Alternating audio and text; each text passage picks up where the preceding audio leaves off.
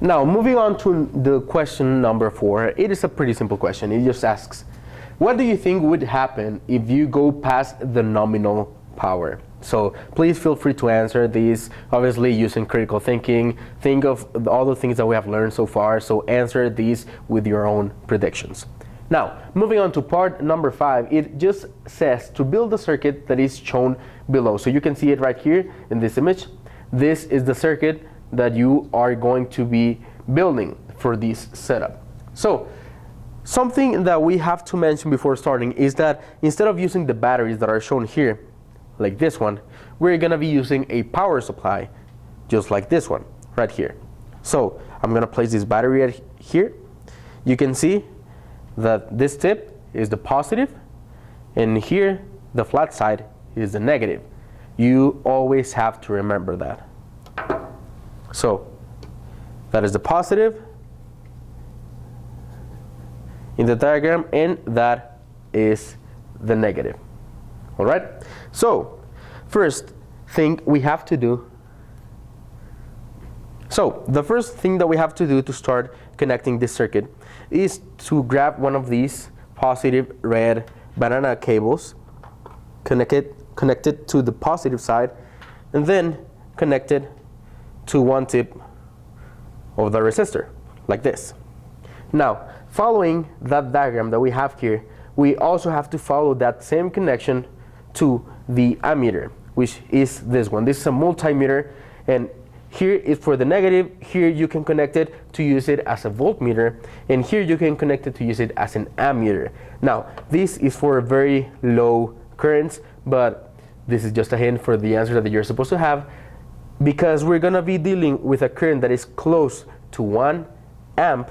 This is why I suggest to connect it right here. So we're going to be connecting this other cable here.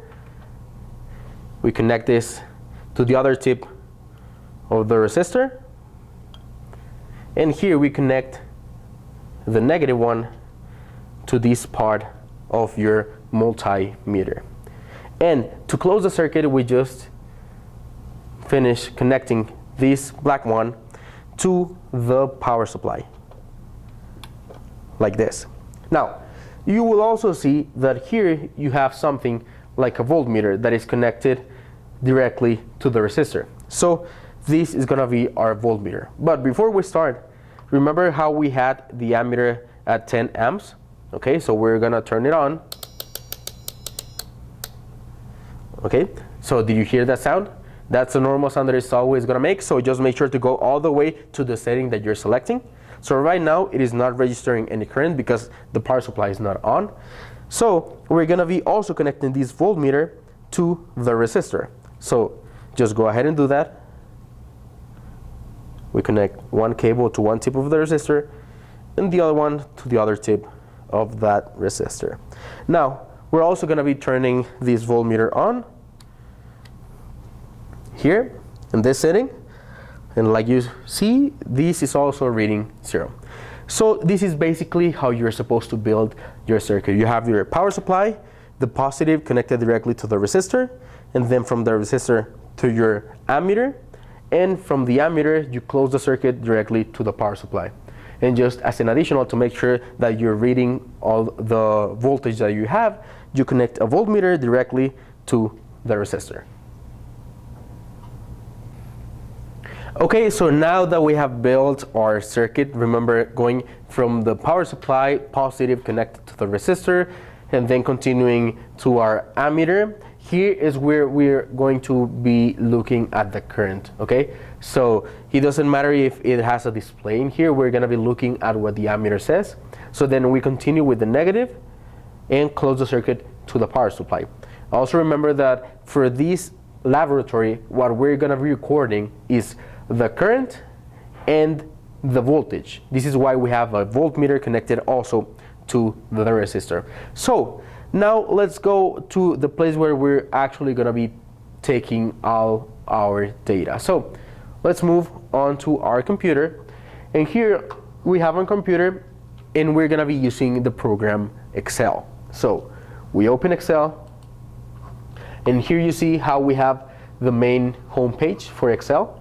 Just go to the top left one where it says blank workbook.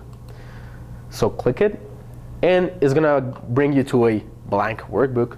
So for this laboratory, we're gonna be creating two different columns for different data points. The first column is gonna represent our x-axis in our graph, and that's gonna be voltage. So let's just go ahead and write V for voltage. The second column is gonna represent the y-axis of our data. So let's go ahead and write I for current. So below here, we're gonna be writing the voltages that the circuit gives us for the resistor whenever we increase the current.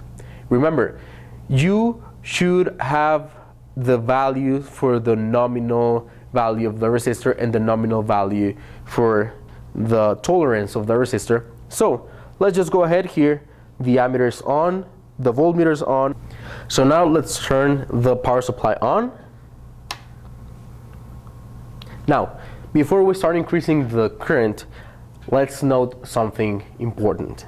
You see that I have all the values all the way down. The ammeter is showing 0 current, but the voltage is not exactly at 0. This means that we're actually also getting some current, but we're not being able to detect it in this ammeter. So this is why it is important for you to even unplug every power supply you're using, even when it is off or you have all the dials turned all the way down to 0. Because even the dials turning all the way down to 0, you still have some current, some voltage coming through. So you have to be very careful when dealing with this type of equipment. So that being said, let's start increasing the current and the voltage. So here we see how for the current we're starting to get 0.01. Okay, so here for the voltage we have 3.236. That is the first data set that we're gonna be recording for this resistor. Remember, this is the resistor for your lab. So note these values: 0.01 for the amps and 3.235 for the voltage.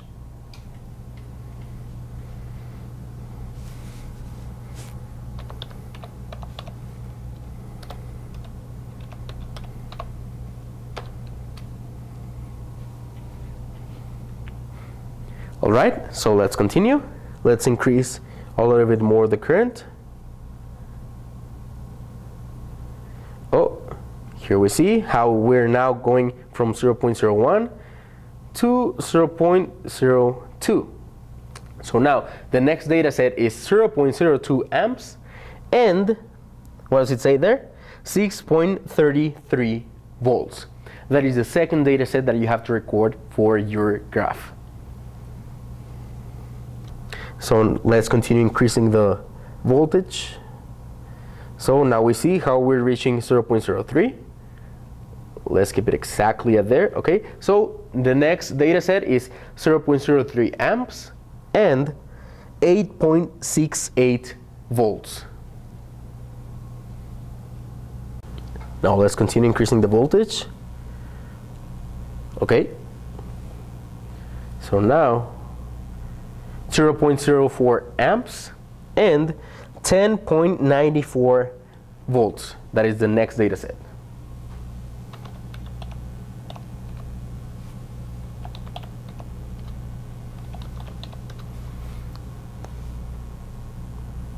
Now let's increase it a little bit more. So now we reach 0.05 amps while having a voltage of 13.48 volts. Now, before moving on to the next part of this laboratory, I first want to note something very special. If you remember from the handout and from the lecture that you've had, there's something called Joule heat, which is basically the increase in thermal energy in a conductor. So here I have this thermometer, and you can see the laser is pointing, and the table has a temperature of 21 degrees Celsius. But if we place the thermometer here to the resistor, look at the value, above 45 degrees Celsius. So this resistor right here is really, really hot. Now, let's do another one. Let's increase the voltage a little bit more. So you can see how we're starting to reach 0.06 amps. Okay, let's move it a little bit.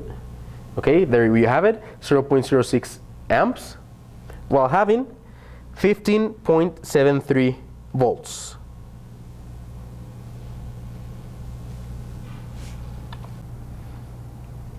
Okay, so now the next step in this laboratory is basically for us to invert the polarity of how the circuit is set up. So right now we have this red cable connected at the positive input of our power supply. So the current is basically traveling from here, and then where it reaches the resistor is traveling in this direction, and then following it up to the ammeter, and then from the ammeter it goes back to the power supply. So remember that the current flows from positive to negative. So now we want to know what would happen with the resistor, or what changes would it have if we inverted that polarity. Meaning, instead of having the current moving from positive here to negative, now having the current being also from positive to negative, but changing the direction in which the cables are set up. And one way in which we're going to be doing that is just basically first moving all the values to 0, just to make sure we're safe. Then we turn it off. We disconnect the cables, and we connect the red one to the negative, the black one to the positive, and we turn on the power supply again. Remember, the direction of the current is determined by the input from where the power supply is directing the current. So from positive to negative. It doesn't really matter the color of the cables, it just matters from where it is coming through. So now we have the positive going from the black one to the ammeter, and then back to the resistor, so that now instead of having the current being like this, now it goes in that direction, and from here it goes back to the power supply. So we've successfully now inverted the polarity of how the current is flowing through the resistor. Now let's start doing basically the same. So we increase a little bit the current, and we start increasing the voltage. So now we've reached 0.01 amps. That is going that way. And then here we have negative 4.211 volts. Therefore, the signs are inverted, as you can see. So we have to record this data with the inverted signs. Remember that. Here we have minus 0.01 amps and minus 4.211 volts.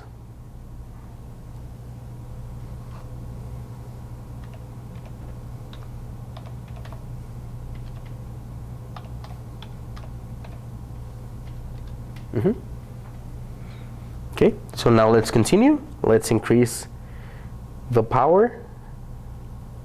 Oh, okay, so we've reached negative 0.02 amps, which gives us a value at the resistor of negative 5.807 volts. So this is the next data set that you have to record.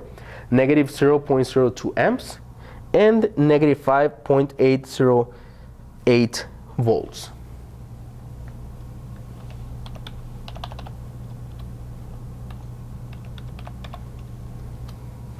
Now let's keep increasing the power. Okay, so we've reached negative 0.03 amps with a voltage of negative 8.85 volts. So that is the next data set.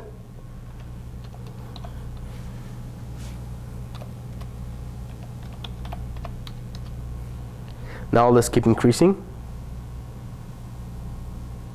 Okay, so we've reached negative 0.04 amps.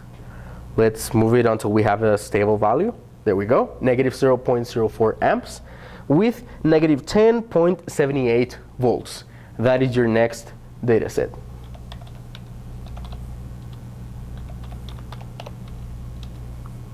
So now let's continue increasing the power. Oh, here we are. We have negative 0.05 amps. Let's move it until we have a stable value. It looks like we have it there. Okay, negative 0.05 amps with negative 13.22 volts.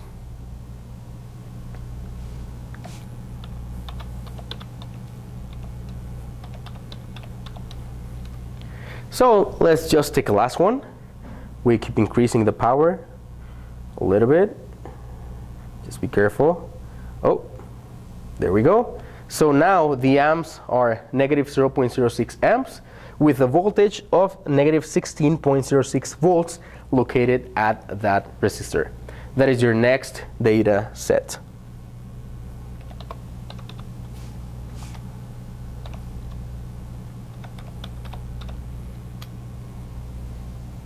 Okay, so now let's continue with actually fixing the data so that we can build the graph that we need to find the slope. So first of all, we have to remember Ohm's law. Ohm's law is basically the voltage drop equals to the current times the resistance. Now, following what the equation after equation 9 states in your handout, we have to find the slope of our graph, which is equal to the resistance.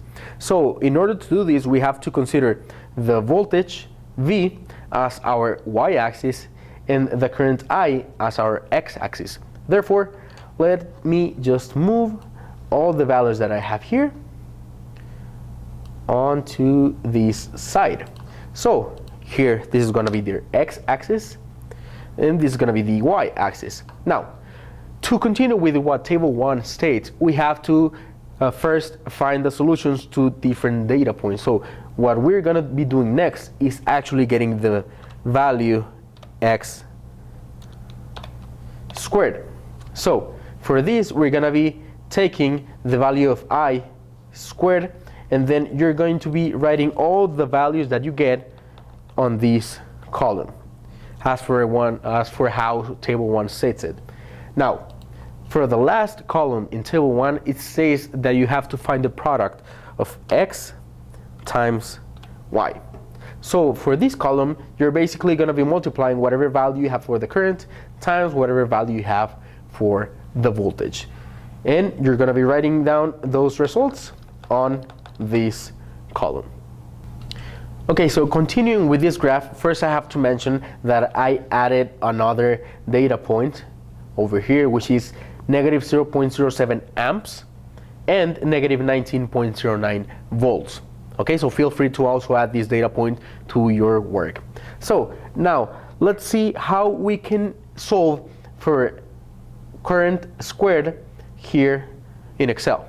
So here we select this, and now we press the equal sign.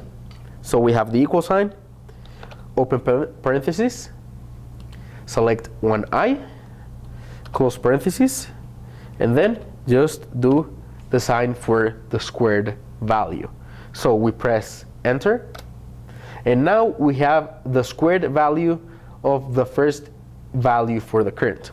So what we can do to avoid having to copy that same formula in all the rows is basically to just select this box and then move the mouse over here so that you can see this little black cross. Press, do the left click on your mouse and then drag the box to the bottom, and then there you go. Now you have all the squared values for all your currents. Now let's do something similar for this fourth column. So this column is about looking for the product or the multiplication between the current and the voltage. So here is going to be something similar. Equal sign, then you select current, and then you press the asterisk, which in Excel means multiplication, and then you select the first data for voltage and press enter. Okay, so there you have it. This is the product of the first two data sets for current and voltage. So we do the same. We select that box. We move the mouse over to that corner. We click the mouse, drag it all the way down, and release. There you go. So now we have the values for the squared currents and the products of the current times the voltage. Now, let's do something else so that we can start solving equation 6 from your handout. Equation 6 asks for us to find the sums of all these values. So the formula for sum is pretty simple.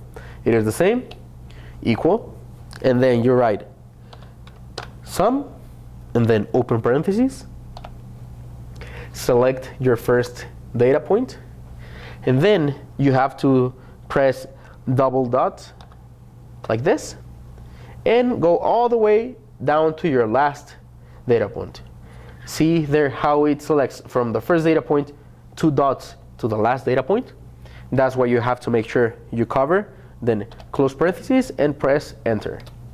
Okay, so there you go. This is also why I added an extra data point, because if I didn't add it, then it would be the sum equal to 0. So we cannot have sum equal to 0 when we're solving for equation 6. Now, something similar, just select this box, move the mouse so that the cross appears, click it, and then drag the formula to all 4 columns.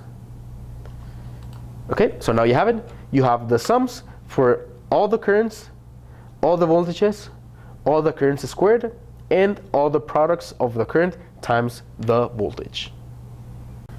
Okay, so now that we have all these values plus the sums of all these columns, we can now start calculating the slope for our graph. Now, let's mention something else before moving forward. Here, I wrote n13. Why? Because n is going to be equal to the number of data points that we collected. So we select from here all the way to here. And the number of data points that we have is equal to 13. This is why I have n13. Now, let's move to actually calculating what is the slope. And we're going to do it in 2 parts just to make it easier for you to solve in Excel. Now, for the top part of the slope, the handout on the equation 6 states that the top part of the formula is n times the sum of x times y, which is this one, minus the sum of x times the sum of y. So let's start doing that. Here we have this, and then we open a parenthesis, and then we select this one, Rn, times the sum of x times y, which is this one. Then we close the parentheses, we add a minus sign, and then we open another parenthesis in where we're going to select the sum of x and multiply it by the sum of y. Now we close the parentheses and we press enter. Okay, so that is the top value of our equation for the slope. Now let's look for the bottom value of that equation. The handout on the equation 6 says it is n times the sum of x squared minus the sum of x squared. Okay, so you have to make sure you know that difference. So let's start. We press the equal sign, open parentheses, and then select the value for n times the sum of x squared, which is this one. We close the parentheses, we press the minus sign, and then we open again another parenthesis. We select the sum of x, which is negative 0.07. We close it, and then we add the value for squared. Okay, so there we have it. We press enter, and now we have the value for the bottom part of the equation. Now, to find the actual slope, it is pretty simple. Just equal this value divided by this value. Press enter, and there you have it. That is the actual slope for your graph. Now we have to remember that now that we found the slope to be equal to 272.1641, that is in units of ohms, because remember, following Ohm's law, we're looking for the slope that is equal to the resistance. So here R is equal to M, which is equal to 272.16 ohms. Now this value should be something similar to the actual value that you found based on the colors that your resistor had. Make sure it is something similar to that. Okay, so now you know that we found the actual value for the resistor equals the slope, which is 272.16 ohms. Now remember, this is the experimentally obtained value for the resistor. This is not the nominal value for the resistor. The nominal value is the one that you calculated whenever you were looking at the different color codes that were placed on the surface of the resistor. Remember that there was something specific in those resistors called the tolerance. That tolerance is what actually tells you is like an offset. If you can go above the resistivity or below it, that's the offset, the tolerance that resistor has. Now, use that tolerance that you found from looking at the color-coded rings in your resistor to see if this value experimentally obtained falls within that range. And in the points 8 through 14, you're going to be working on that from your handout. So you already know your nominal value for the resistor. You already got your experimental value for the resistor.